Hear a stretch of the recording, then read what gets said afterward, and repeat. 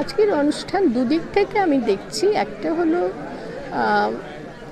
100 বছর আগে আমাদেরই দেশের একজন সুপণ্ডিত মানুষ বলা যায়, কত বিচক্ষণ ছিলেন, পেরিয়ার রামস্বামী। তিনি আমাদের শেখালেন যে আত্মমর্যাদার অবস্থান সব কিছুর ঊর্ধ্বে।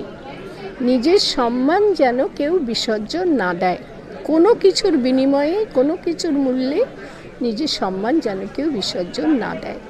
এটা তিনি 100 বছর আগে শেখালেন, কারণ তিনি তখন দেখছিলেন যে মানুষকে অস্পৃশ্য, অসুচি, ছুঁলে যাক যায় এরকমভাবে দেখা হচ্ছে। সেই জন্যেই তখন তিনি সেই মানুষদের আত্মমর্যাদা বোধকে উদ্দীপ্ত করতে চেয়েছিলেন। আজকে 100 বছর বাদে আমরা দেখছি সেই বোধে আমরা উদ্দীপ্ত হতে পারিনি। তো তার এই বক্তব্যটা প্রাসঙ্গিক, এই অর্থে প্রাসঙ্গিক যে আজকেও এখনো পর্যন্ত মানুষ সেই বোধে উদ্দীপ্ত হতে পারেনি। আবার অন্য অর্থেও প্রাসঙ্গিক যে আজকে এখনো আমরা প্রয়োজনীয়তা অনুভব করছি যে তিনি যেটা বলেছিলেন যে আজকের সময়েও সেটা প্রযোজ্য এই অর্থে আমরা প্রয়োজনীয়তা অনুভব করছি। কারণ আজকের মানুষজনদেরকেও, সাধারণ মানুষ যারা অসহায়, যাদের নেই কিছু, বঞ্চিত, তাদেরকেও শাসক শ্রেণী আজকে, যখন তিনি বলেছিলেন তখন ছিল বিদেশি শাসক, আর এখন আমরা দেখছি স্বদেশী শাসকের আমলে বদলালো না। মানুষের আত্মমর্যাদা বোধ কিন্তু এখনও শাসকরা দিতে শেখেনি। স্বদেশী শাসকরা মানুষের আত্মমর্যাদাকে গুরুত্ব দিচ্ছে না, আর মানুষও তার আত্মমর্যাদা ভুলতে বসেছে, আর ভুলিয়ে দেওয়া হচ্ছে। এই সত্য, এই বাস্তব সত্যটা বড় কঠোর। আজকের এই অনুষ্ঠান সেদিকে আমাদের দৃষ্টি আকর্ষণ করবে। শুভনাথ যেটা বলল, শুভনাথের ওগুলো তো কবিতার শব্দ বলে আমার মনে হলো না, মনে হলো এক একটা থান ইট ছুঁড়ে মেরেছে।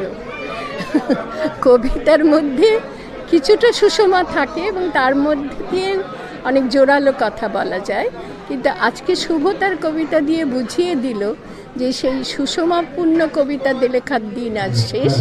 আজকে শব্দগুলোকে থান ইটের মতো করেই মানুষের দিকে ছুড়ে দিয়ে তাদের বোধ জাগাতে। দেখুন, আজকের অনুষ্ঠানটি হচ্ছে 2025 সালে দুটি মুভমেন্টের 100 বছর, মানে 100 বর্ষ হলো। সে দুটি হচ্ছে যে আত্মমর্যাদা আন্দোলন এবং ভাইকম সত্যাগ্রহ আন্দোলন।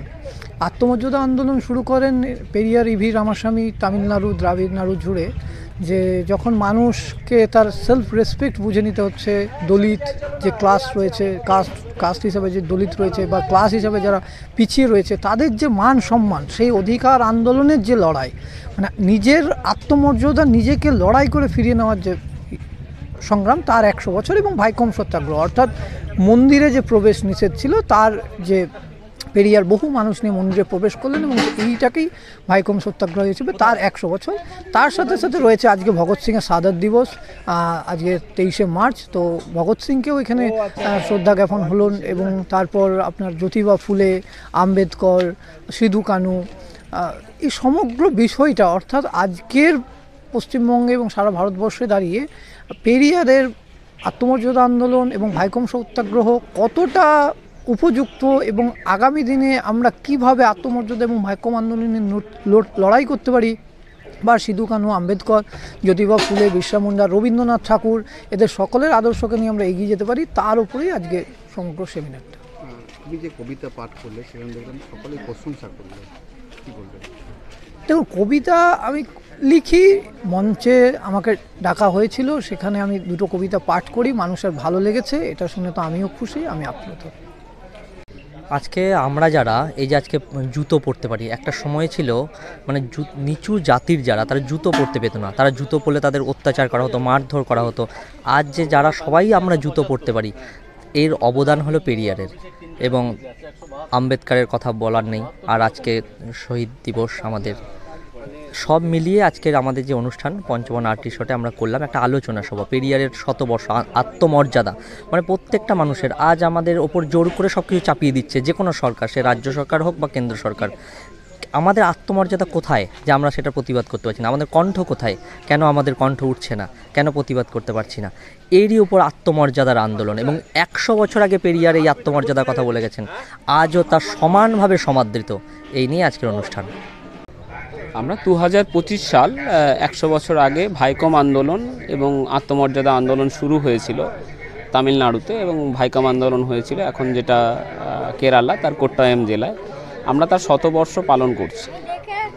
কে কে রয়েছে উপস্থিত? আমাদের এখানে এসেছেন মিরাতুন নাহার এসেছেন, আমাদের এসেছেন সুকৃতি রঞ্জন বিশ্বাস, রয়েছেন বিশ্বভারতীর অধ্যাপক ট্যারেন্স স্যামুয়েল, সিপই সর্বেশ্বর, রণবীর সুমেদ, এসেছেন ডক্টর দশরথ মুর্মু, এছাড়াও বৈদ্যনাথ সাহা, স্থানীয় অনেকেই রয়েছেন আমাদের সাথে। একদমই শান্তিনিকেতন একটা তো ভীষণ সচেতন জায়গা। রবীন্দ্রনাথ এই অঞ্চলে দীর্ঘদিন কাজ করেছেন এবং সেই কাজ করতে তিনি যেমন একটা ক্ষেত্র হিসেবে বেছে নিয়েছিলেন। আমরা যারা পেরিয়ার চর্চা করছি, আম্বেদকর চর্চা করছি, জ্যোতিবা ফুলে চর্চা করছি, তারা কোথাও একটা যেন রবীন্দ্রনাথের সাথেই আমরা একটা মিল খুঁজে পাচ্ছি, তার কথাবার্তার যেন একটা পুনরুদ্ধি চাচ্ছি, যে তিনি যে সমাজটা চেয়েছিলেন এই যেন তার সাথে একটা যোগসূত্র গড়ে দিচ্ছে। এই প্রথম বোলপুর শান্তিনিকেতনের বুকে বর্মন ব্রাদার্স অপটিক্যাল ওয়ার্ল্ড, যেখানে একই ছাদের তলায় আপনারা পেয়ে যাচ্ছেন উন্নত মানের দেশি বিদেশি কোম্পানির ফ্রেম এবং সানগ্লাসেস। এখানে দামি দামি কোম্পানি ছাড়াও আপনারা নিজেদের সাধ্যের মধ্যে পেয়ে যাবেন বিভিন্ন রেঞ্জের সমস্ত রকমের চশমা এবং লেন্স। মাত্র 200 টাকা থেকেই শুরু হচ্ছে ফ্রেম এবং মাত্র 180 টাকা থেকে শুরু হয়ে যাচ্ছে সানগ্লাসেস। এছাড়াও এখানে 1 পেয়ার কালার কন্ট্যাক্ট লেন্স পেয়ে যাবেন শুধুমাত্র 150 টাকায়। এখানে আপনারা বাই 1 গেট 1 ফ্রেমও পেয়ে যাবেন, যা শুরু হচ্ছে মাত্র 600 টাকা থেকে। এই প্রতিষ্ঠানে অভিজ্ঞ অপটোমেট্রিস্ট দ্বারা কম্পিউটার সহযোগে বিনা মূল্যে চক্ষু পরীক্ষা করা হয়। আমাদের প্রতিষ্ঠানে Rayban, Vogue, Oakley, Michael Kors, Prada, মভি জিম, Calvin Klein, Tommy Hilfiger, Nike, Puma, UCB, Guess, IT, আইরুস, Scott, Fastrack, Titan, velocity, excite, Justin আরো অনেক নামি দামি কোম্পানির চশমা পেয়ে যাবেন। এবং এসলোর, জেস, নিকন, নোভা থেকে শুরু করে সমস্ত দেশি ও বিদেশি কোম্পানির লেন্সও পেয়ে যাবেন। একই ছাদের তলায় উন্নত মানের নামি দামি ব্র্যান্ডেড ফ্রেম ও চশমা পেয়ে যাবেন বোলপুর শান্তিনিকেতনের বুকে বর্মন ব্রাদার্স অপটিক্যাল ওয়ার্ল্ডের। আমাদের ঠিকানা জাম্বনি বাস স্ট্যান্ড ক্লাব সেন্ট্রালের বিপরীতে। যোগাযোগ করুন 8617065300 নম্বরে।